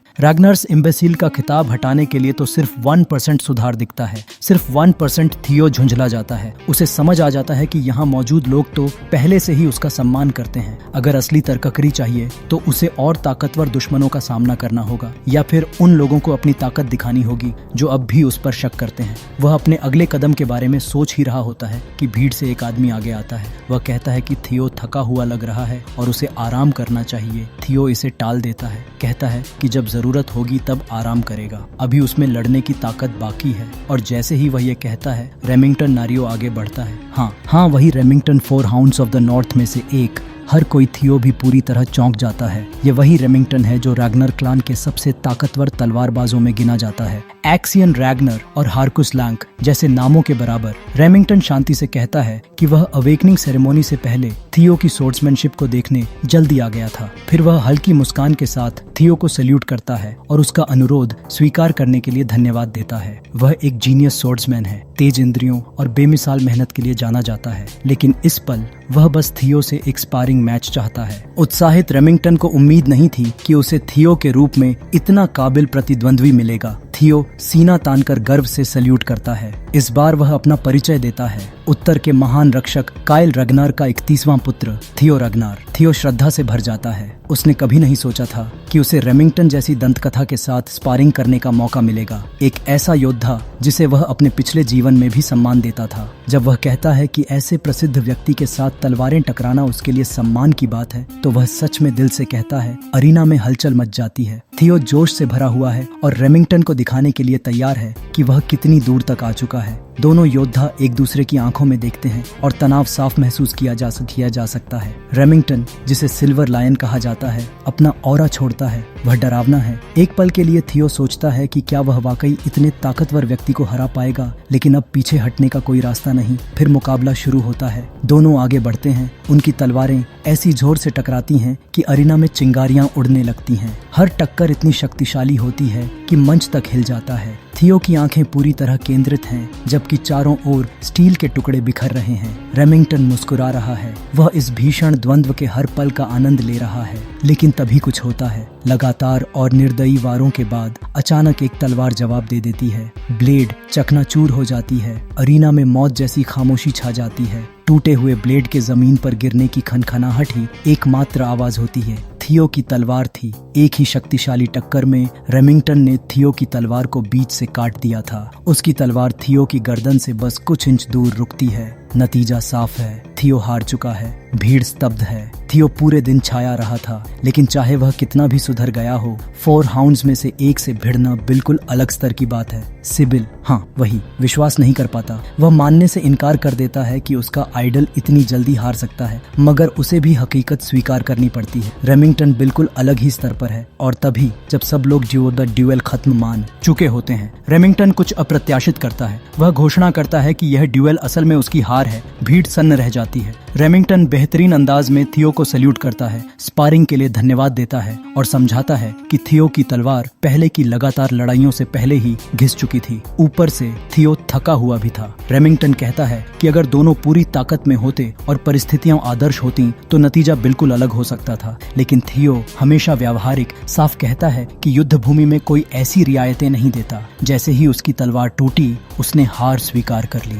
वह बस मुस्कुराते हुए सिर हिलाता है, समझ के साथ। और उसी पल कुछ गहरा घटित होता है। उन दोनों के बीच म्यूचुअल रिस्पेक्ट जन्म ले लेता है। व्हाइट लायन और कभी का फॉर्मर इम्बेसिल एक दूसरे से हाथ मिलाते हैं। अरीना में खड़ी भीड़ अवाक रह जाती है। उत्तर के 4 हाउंड्स में से एक ने सबके सामने थियो को स्वीकार कर लिया था। यह सिर्फ एक स्पारिंग मैच नहीं था, यह थियो के लिए एक गेम चेंजर था। उसकी क्वेस्ट प्रोग्रेस सीधे 35% तक पहुंच जाती है। उसका लक स्टैट पूरे 10 पॉइंट्स बढ़ जाता है और उसकी रेपुटेशन आसमान छूने लगती है। अरीना में मौजूद युवा सोर्ड्समैन जो अब तक उस पर शक कर रहे थे, अब समझने लगे हैं थियो अलग बना है। वह बिल्ट डिफरेंट है। किनारे खड़ी एवलिन राहत की एक लंबी सांस लेती है। इससे बेहतर सब कुछ हो ही नहीं सकता था। अब थियो को सही मायने में एहसास होता है कि 4 हाउंड्स कितने जबरदस्त हैं। इस ड्यूअल ने उसे सच्ची ताकत का स्वाद चखा दिया। रेमिंगटन के साथ तलवार टकराते ही उसने महसूस किया, हाँ वह मजबूत हुआ है, लेकिन रास्ता अभी बहुत लंबा है। अफसोस बस इतना है कि उसकी थकी हुई हालत की वजह से ड्यूअल जल्दी खत्म हो गया। मगर उस छोटे से आदान प्रदान से भी थियो ने बहुत कुछ हासिल किया। अब उसके सामने तस्वीर साफ है। उसे ताकत और रेप्यूटेशन दोनों में आगे बढ़ने के लिए खुद मौके तलाशने होंगे। रैग्नार्स इम्बेसिल का ठप्पा हटाने की उसकी जर्नी अभी खत्म नहीं हुई है। उसे और बड़ी चुनौतियां चाहिए और ज्यादा ताकतवर दुश्मन, ताकि वह खुद को और आगे धकेल सके। द्वंद्व के बाद रेमिंगटन स्वीकार करता है कि वह सिर्फ स्पारिंग के लिए नहीं आया था। उसका एक और मकसद था। वह थियो के हाथ में एक पत्र थमाता है, एक इनविटेशन, स्केल ड्रैगन सोसाइटी का निमंत्रण। बस उस नाम को सुनते ही अरीना में खड़े युवा सोर्ड्समैन के बीच सनसनी फैल जाती है। ड्रैगन सोसाइटी कोई आम ग्रुप नहीं है। ये एक हाई सोसाइटी क्लब है जहां सिलेक्शन प्रोसेस बेहद ब्रूटल होता है। थियो जैसे राइजिंग स्टार के लिए वहां से इनवाइट आना बहुत बड़ी बात है। थियो हमेशा की तरह मॉडेस्टली पूछता है, क्या वो सच में इसके लिए क्वालिफाइड है? रेमिंगटन तुरंत उसे रियश्योर करता है कि थियो इस इनविटेशन के पूरी तरह लायक है। वह हल्के अंदाज में समझाता है कि ये सोसाइटी बस पीयर्स के इकट्ठा होने की जगह है, जहां अपकमिंग अवेकनिंग सेरेमनी का इंतजार करते हुए लोग सोशलाइज करते हैं। कुछ भी ज्यादा सीरियस नहीं, कम से कम रेमिंगटन तो यही कहता है। लेकिन थियो पूरी तरह श्योर नहीं है। उसे शक है कि रेमिंगटन के वर्ड्स के पीछे कोई अल्टीरियर मोटिव हो सकता है, क्योंकि थियो जानता है स्केल ड्रैगन सोसाइटी का केंद्र कोई और नहीं बल्कि उसका सौतेला भाई एक्सियन है। असल में ये स्नेक्स का घोंसला है, जहां ज्यादातर लोग थियो को कंटेम्प्ट और रिडिक्यूल की नजरों से देखते हैं। फिर भी थियो इसे एक परफेक्ट अपॉर्चुनिटी मानता है। इससे न सिर्फ उसकी क्वेस्ट प्रोग्रेस आगे बढ़ सकती है, बल्कि ये चमेलिया पैलेस में एक्सियन पर रिकॉन करने का भी आइडियल चांस है। फायदा ज्यादा है, नुकसान कम। यही सोचकर थियो लेटर ऑफ इनविटेशन स्वीकार कर लेता है। वह रेमिंगटन का धन्यवाद करता है और प्रॉमिस करता है कि वह जरूर पार्टिसिपेट करेगा। सीधे अपने एनिमीज की मांद में कदम रखते हुए रेमिंगटन खुश हो जाता है। एक और राइजिंग स्टार को रिक्रूट करने की खुशी में वह थियो से हाथ मिलाता है और कहता है कि जरूरत पड़ी तो वह हर तरह से मदद करेगा। मीटिंग 2 हफ्ते बाद है, मतलब थियो के पास प्लान बनाने और तैयारी करने के लिए बस इनफ टाइम है। रेमिंगटन के जाते ही एवलिन हमेशा की तरह काम एक ड्रैग लेती है और थियो को देखती है। उसकी आंखों में हल्की चिंता है क्योंकि उसका डिसाइपल अब एक डेंजरस गेम में उतरने वाला है। इधर खबर तेजी से फैलती है। जल्द ही रोज पैलेस तक ये बात पहुंच जाती है कि थियो को इस हाई सोसाइटी गैदरिंग का इनवाइट मिला है। थियो की माँ सेसिलिया खुशी से झूमती हुई उसके कमरे में आ जाती है। वह खुद ये खबर देने वाली थी, लेकिन थियो पहले से सब जानता है। सेसिलिया बेहद खुश है, ये पहली बात रहे जब थियो को किसी इतनी बड़ी जगह से बुलाया गया है और वह किसी भी हालत में नहीं चाहती कि उसका बेटा अनप्रिपेयर्ड दिखे। बिना समय गंवाए वह पैलेस की ग्रूमिंग टीम को बुला लेती है। वह जानती है थियो की अपीयरेंस, उसकी कंपोजर, हर चीज को माइक्रोस्कोप के नीचे रखा जाएगा। स्केल ड्रैगन सोसाइटी में एक्सियन मौजूद होगा, चालाक एमिल का बेटा, रेमिंगटन जैसे ब्रिलियंट टैलेंट्स भी होंगे, इसलिए हर डिटेल मायने रखती है। सेसिलिया फौरन टेप मेजर उठाती है और थियो की मेजरमेंट्स लेने लगती है। साथ साथ उसे अटायर और डिमीनर पर एडवाइस देती जाती है। एटिकेट के मामले में उसे थियो पर भरोसा है, लेकिन हाई सोसाइटी की बारीकियां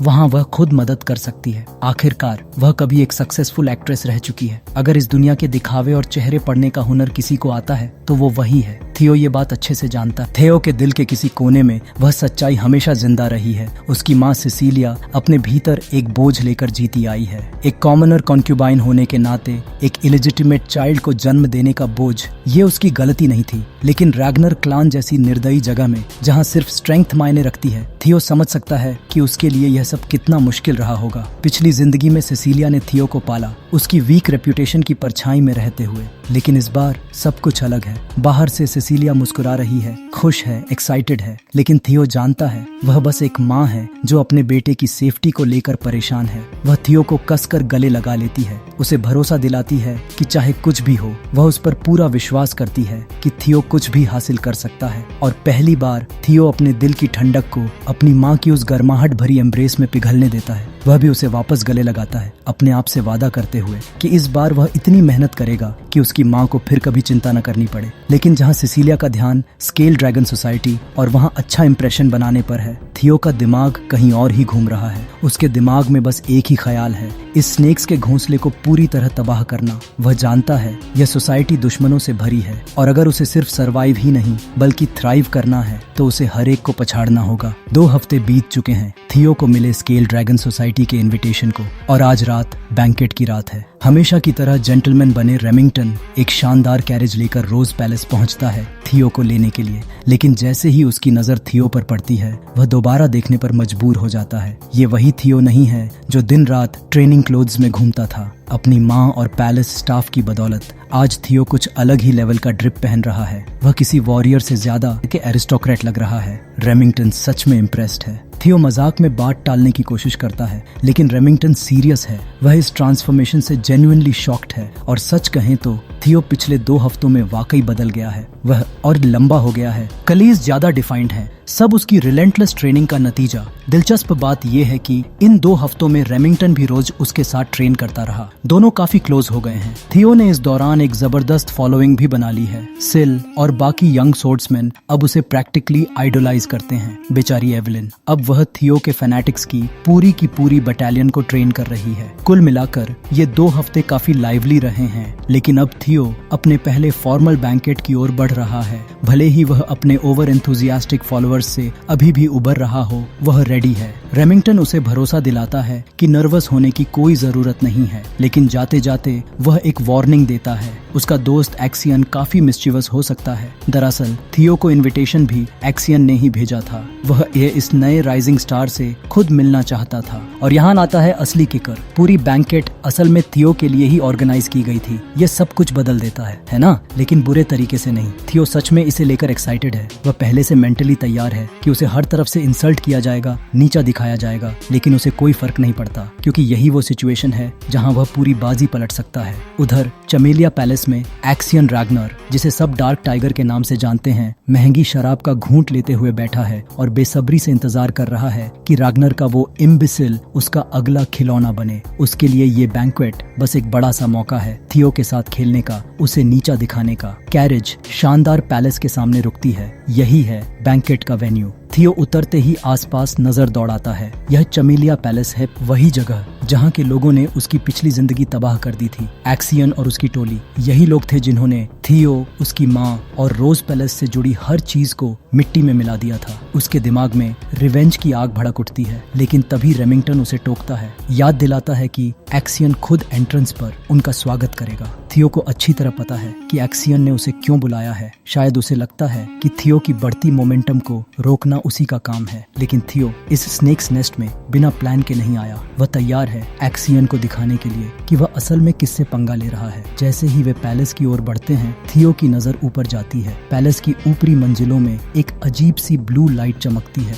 वही लाइट जो सिर्फ सिस्टम क्वेस्ट के समय दिखती है। वह पल भर के लिए डिस्ट्रैक्ट हो जाता है और तभी अचानक ऊपर से कुछ तेजी से गिरता है सीधे थियो की तरफ। रेमिंगटन तुरंत रिएक्ट करता है, लेकिन उससे पहले कि वह कुछ कर पाता, धमाका, सफेद धुएं का बड़ा सा गुबार चारों तरफ फैल जाता है। रेमिंगटन घबराकर थियो को पुकारता है, लेकिन शुक्र है मामला उतना खतरनाक नहीं था जितना दिखा। थियो बिल्कुल ठीक है। असल में ऊपर से सिर्फ आटे की बोरी फेंकी गई थी, एक बचकाना प्रैंक। रेमिंगटन गुस्से से तमतमा उठता है, जबकि थियो झुंझलाया हुआ है। वह मानता है अगर यह सच में हमला होता तो शायद वह बच नहीं पाता, और उससे भी बुरा उसकी माँ ने जो आउटफिट इतनी मेहनत से तैयार की थी वह पूरी तरह बर्बाद हो जाती। इस चाइल्डिश प्रैंक के बाद थियो एक पल को सोच में पड़ जाता है। अगर यह उसकी पिछली जिंदगी होती तो शायद वह शक करता कि रेमिंगटन भी इस मजाक में शामिल है, लेकिन इस बार साफ है रेमिंगटन भी उतना ही गुस्से में और उतना ही कंफ्यूज्ड है। व्हाइट लायन तो मारपीट पर उतर आने को तैयार था, इतना बुरा लगा था उसे ये स्वागत। और थियो उसने मन ही मन सोचा शायद यही बेस्ट है, क्योंकि पैलेस के अंदर से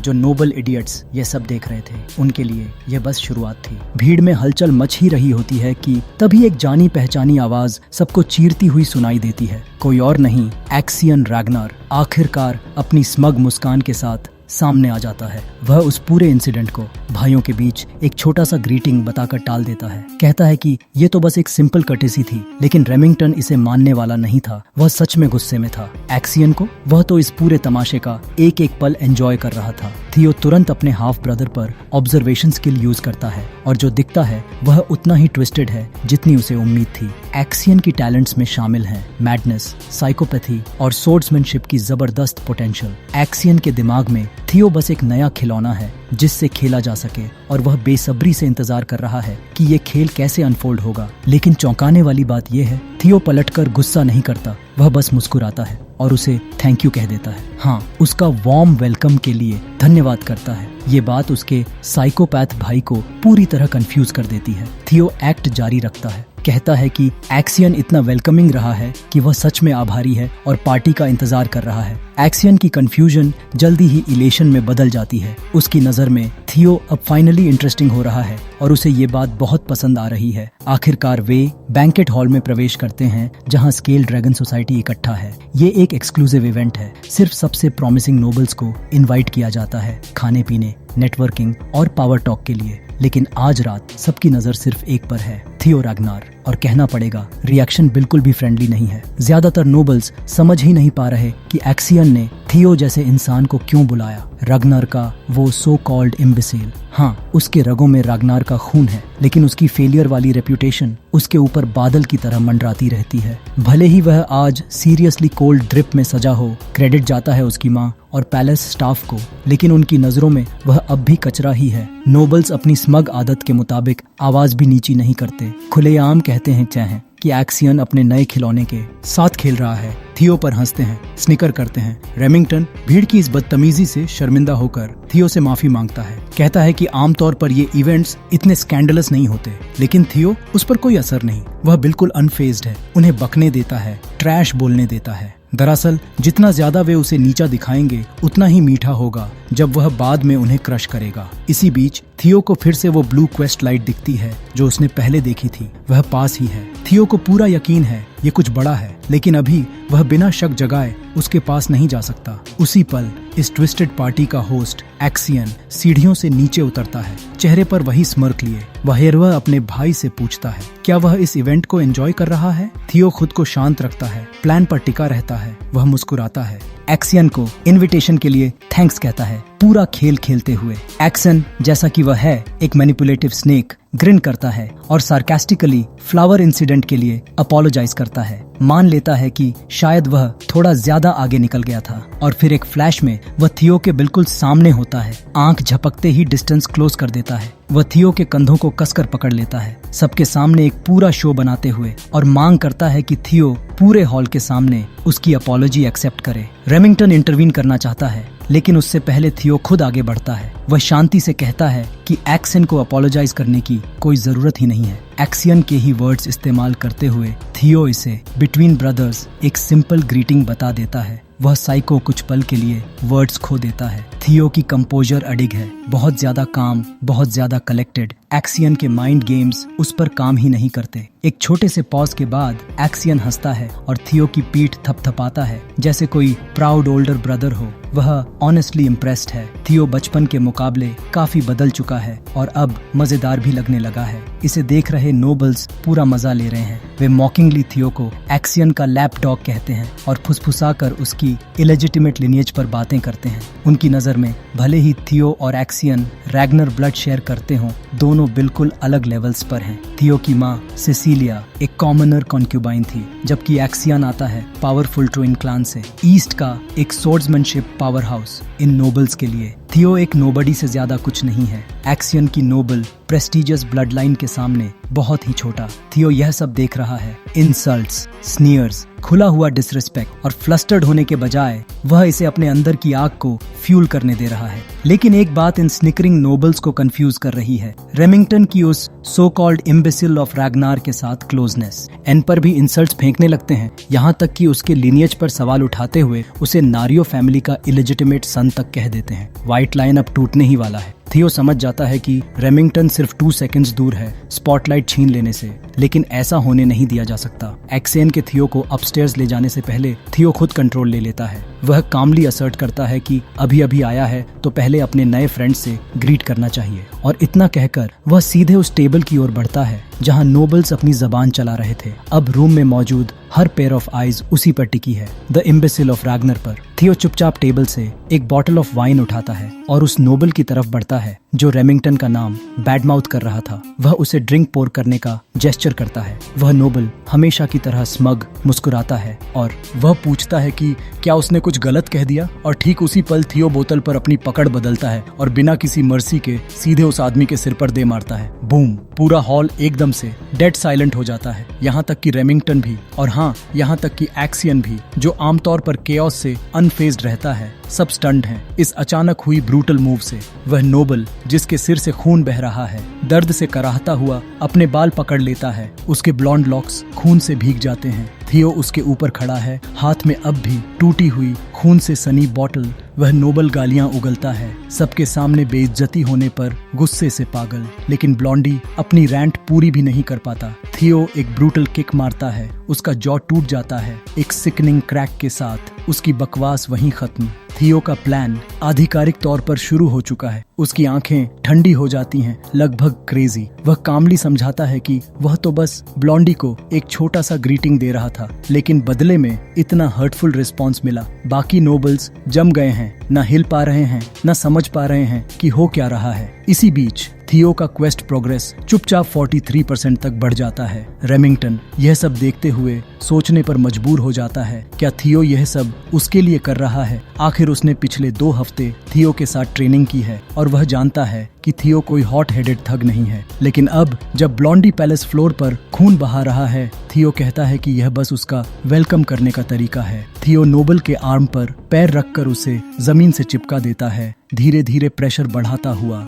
हॉल में टेंशन और गहरी हो जाती है। वह झुकता है, उसकी आवाज deadly calm. Since I sent my hellos, I guess it's time for goodbyes now blondie. Blondie अब डेस्परेट चिल्लाने लगता है कि थियो रुक जाए, लेकिन बहुत देर हो चुकी है। थियो जोर से स्टॉम्प करता है और बोन्स टूटने की आवाज पूरे बैंकेट हॉल में गूंज उठती है। जो नोबल्स कुछ मिनट पहले तक जहर उगल रहे थे, अब पूरी तरह टंग टाइड हैं। थियो की रूथलेसनेस ने उन्हें साइलेंस में जकड़ लिया है। ब्लॉन्डी टूटा हुआ जॉ और शैटर्ड आर्म के साथ दर्द से बेहोश हो जाती है। उसकी ड्रूल खून के साथ पैलेस कारपेट पर फैल जाती है। थियो उसके लिम्प बॉडी को कूड़े की तरह एक तरफ फेंक देता है, फिर बाकी क्राउड की ओर मुड़कर कैजुअली पूछता है, क्या कोई और भी है जो हेलो कहना चाहता है? रूम में टेंशन हवा में तैर रही है और थियो का क्वेस्ट प्रोग्रेस फिर से बढ़ता है। इस बार 66% बढ़ जाता है। शैडो में छिपे नाइट्स हॉल में टूट पड़ते हैं, थियो को चारों तरफ से घेर लेते हैं। उनकी ब्लेड्स ड्रॉन हैं,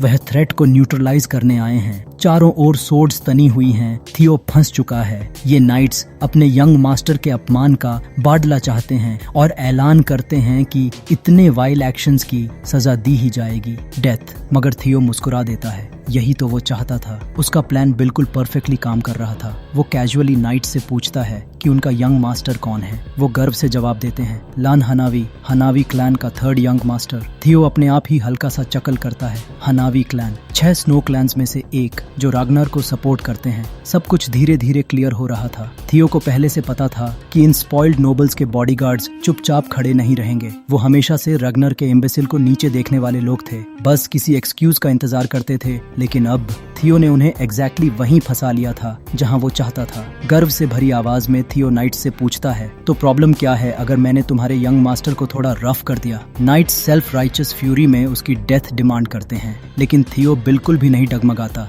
वो आगे झुकता है, आंखों में एक खतरनाक चमक के साथ कोल्डली पूछता है, रैगनर के बैनरमैन क्लान्स के कुत्तों में इतनी हिम्मत है कि वो रैगनर की डायरेक्ट ब्लड लाइन की लाइफ को थ्रेटन करें? और फिर वो बॉम्ब गिराता है। काइल रैगनर, उसका फादर, डिसरिस्पेक्ट टॉलरेट करने के लिए बिल्कुल फेमस नहीं है। ये सुनते ही नाइट्स के चेहरे बदल जाते हैं। उन्हें सिचुएशन की सीरियसनेस समझ में आ जाती है। अपने मास्टर को डिफेंड करना एक बात थी, लेकिन काइल रैगनर की ब्लड लाइन को थ्रेटन करना, ये तो सीधे डेथ सेंटेंस था। जो नाइट्स कुछ पल पहले कॉन्फिडेंट थे, अब उनके हाथों से सोर्ड्स ढीली पड़ने लगती हैं। यंग मास्टर की ह्यूमिलिएशन का गुस्सा अब प्योर फियर में बदल चुका था। वो फियर जो सिर्फ रैगनर क्लेन पैदा कर सकता था। थियो अब वो इम्बिसील नहीं था जिसका सालों से मजाक उड़ाया गया था। उसके चारों तरफ जो ऑप्रेसिव ऑरा फैल रहा था वो सफोकेटिंग था। एक साफ रिमाइंडर कि रैगनर की डायरेक्ट ब्लड लाइन अनटचेबल होती है। ये नाइट्स किसी रैंडम इंसान से डील नहीं कर रहे थे। वो ड्रैगन के ब्लड के सामने खड़े थे और ड्रैगन के ब्लड पर डेथ डिक्लेयर करना पूरे स्नो क्लैन की डिस्ट्रक्शन बन सकता था। रैगनर कोई नॉर्मल लॉर्ड नहीं था, वो नॉर्थ का रूलर, स्नो क्लैंस पर राज करने वाला। उसकी ब्लड लाइन को थ्रेटन करना सीधी मौत। लंबे समय से लोग भूल चुके थे कि थियो भी ये प्रोटेक्शन और प्रेस्टीज कैरी करता है, क्योंकि वो हमेशा यूजलेस डिसेंडेंट समझा गया। लेकिन अब वो सब खत्म हो चुका था। नाइट्स को अपनी कलोसल मिस्टेक का एहसास हो गया। उन्हें अपॉलॉजी देनी थी और फास्ट, लेकिन बहुत देर हो चुकी थी। थियो पहले ही एक साइलेंट किल ऑर्डर दे चुका था किसी अनसीन प्रेजेंस को जो पास ही शैडोज में लर्क कर रही थी कि तभी ब्लेड की एक स्विफ्ट ग्लिंट ने पूरे रूम को एक स्प्लिट सेकंड के लिए अंधा कर दिया और अगली ही पल 7 हेड्स हवा में उड़ते दिखे। नाइट्स का ब्लड पैलेस फ्लोर पर बिखर गया। पूरा हॉल शॉक में जम चुका था और थियो वो बिल्कुल काम खड़ा था, स्टॉर्म की आई की तरह, जब उसके दुश्मनों का ब्लड उसके चारों तरफ स्वर्ल कर रहा था। इस स्लॉटर की जिम्मेदार mysterious figure gracefully blood soaked carpet पर लैंड करती है। वो कोई और नहीं, उसकी मास्टर एवलिन थी। जो नोबल्स कुछ देर पहले केयरफ्री थे, अब उनके सिर पर लूमिंग थ्रेट मंडरा रहा था। उन्हें जरा भी अंदाजा नहीं था कि चीजें यहाँ तक एस्केलेट हो जाएंगी। थियो का क्वेस्ट प्रोग्रेस सीधे 70% पर जंप कर गया। यहाँ तक कि एक्सियन, जिसने इस ट्विस्टेड बैंकेट को ऑर्केस्ट्रेट किया था, वो भी बस देखता रह गया जब उसकी केयरफुली लेड प्लान्स एक एक करके क्रम्बल हो गईं। अब ये कोई गेम नहीं रहा था, ये बैंकेट थियो की डोमिनेंस का शोकेस बन चुका था। एवलिन अपने डिसाइपल की तरफ मुड़ती है और ऑलमोस्ट कैजुअली पूछती है कि उसे कब रियलाइज हुआ कि वो उसे टेल कर रही थी। थियो खुद भी पूरी तरह श्योर नहीं था। वो बस इतना एडमिट करता है कि ये एक्सपेक्टेड ही था। उसे नहीं पता कि वो उसे चमेलिया पैलेस तक क्यों फॉलो करती रही, लेकिन एक बात क्लियर थी, उसकी इंटरवेंशन की वजह से अब थियो के पास अपर हैंड था और नोबल्स पूरी तरह टेरिफाइड थे। हॉल एक टेंस साइलेंस में डूबा हुआ था, ऐसी साइलेंस जहां हर कोई थियो के नेक्स्ट मूव का इंतजार कर रहा होता है। कुछ पल पहले यही नोबल्स उसका मजाक उड़ा रहे थे और अब बोलने से भी डर रहे थे। लेकिन जरा रिवाइंड करते हैं, क्योंकि ये कोई रैंडम एक्ट नहीं था। बैंकेट से एक रात पहले कमांडर जूलियस ने एवलिन से सीक्रेटली मुलाकात की थी। वो उसे नैग करने आया था कि वो और डिसाइपल्स क्यों नहीं लेती, जबकि थियो को रोज इतनी डिलिजेंटली ट्रेन कर रही है। सच तो ये था कि जूलियस काफी समय से एवलिन के क्वार्टर्स में स्नीक करता आ रहा था, ज्यादातर उसकी एक्सपेंसिव वाइन चुराने और उसे परेशान करने के लिए। और हमेशा की तरह एवलिन ने उसके गेम्स एंटरटेन नहीं किए, लेकिन इस बार जूलियस का रीजन अलग था। वो जानना चाहता था कि एवलिन को थियो में ऐसा क्या दिखा, वो उसे इतनी सीरियस ट्रेन क्यों कर रही है, इस किड में ऐसा क्या खास है। आखिर एक्सियन खुद भी कभी एवलिन का ट्रेनी रह चुका था, तो ये कहना कि थियो एक्सपेक्टेशन से बियॉन्ड है, ये कोई छोटी बात नहीं थी। जूलियस क्यूरियस था। एवलिन ने कोई बात छुपाई नहीं, उसने साफ कहा थियो अलग है। उसका एटीट्यूड, उसकी वर्क एथिक और उसका टैलेंट, उसने ऐसा पहले कभी नहीं देखा। उसने यहाँ तक कहा कि थियो में एक्सियन से भी ज्यादा पोटेंशियल है। ये कोई मामूली स्टेटमेंट नहीं थी। जूलियस, जो टैलेंट के मामले में एवलिन के जजमेंट पर भरोसा करता था, आखिर उसके पास 2 आंखें थीं और जूलियस के पास सिर्फ एक। वो भी मान गया कि कुछ तो थियो के साथ रॉन्ग नहीं बल्कि अनयूजुअल है। कोई इंसान ओवरनाइट इतना ड्रास्टिकली कैसे बदल सकता है। सबसे लॉजिकल एक्सप्लेनेशन। पसंद आया हो तो लाइक जरूर करना और ऐसी ही मजेदार स्टोरीज के लिए मंगा टाइड को सब्सक्राइब करना मत भूलना। मिलते हैं अगली वीडियो में एक नई जबरदस्त कहानी के साथ। का रहता है, वह मुस्कुराता है और एक बार फिर एक्सियन का धन्यवाद करता है।